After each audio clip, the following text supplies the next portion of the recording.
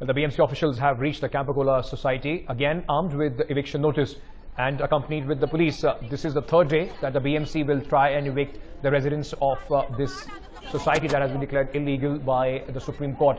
The BMC so far has been saying that they, as of now, they only want to go in and disconnect the water and electricity supply. You can see those visuals. In fact, people extremely emotional, scenes being played out, all of them putting up a very stern resistance, not letting the BMC officials to enter the gate of that premises.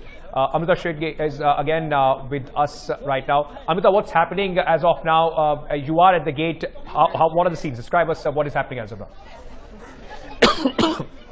See, the situation at Campacola compound is difficult. Now BMC officers are standing outside the compound because the residents have closed both the entrance gates here. But you can see residents here are shouting, they are crying. Just a few minutes ago, one lady fainted here. She has been taken to the hospital. I have with me some residents here. We'll be talking to them. You tell me, BMC officers are standing outside.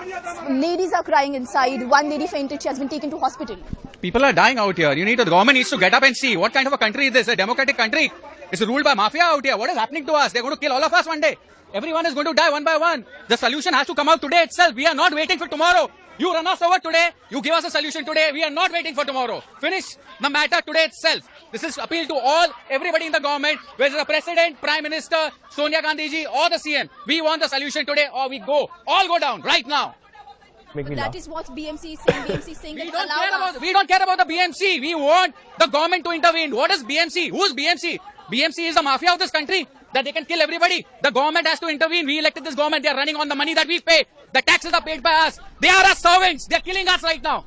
But BMC just following the order of Supreme Court. BMC not following any of the Supreme Court. Supreme Court has said you can sit with the residents and come out with a solution. The CM has to open his ears, eyes and mouth. When is he going to open? After we all die?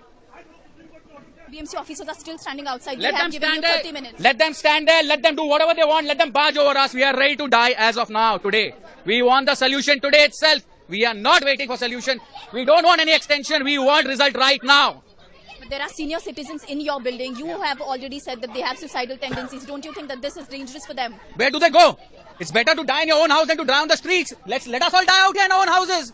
We want a death of dignity at least. That's a right. If you are not giving us a legal right, let us die with dignity. We'll die with dignity in our houses. We are not going to die on the roads.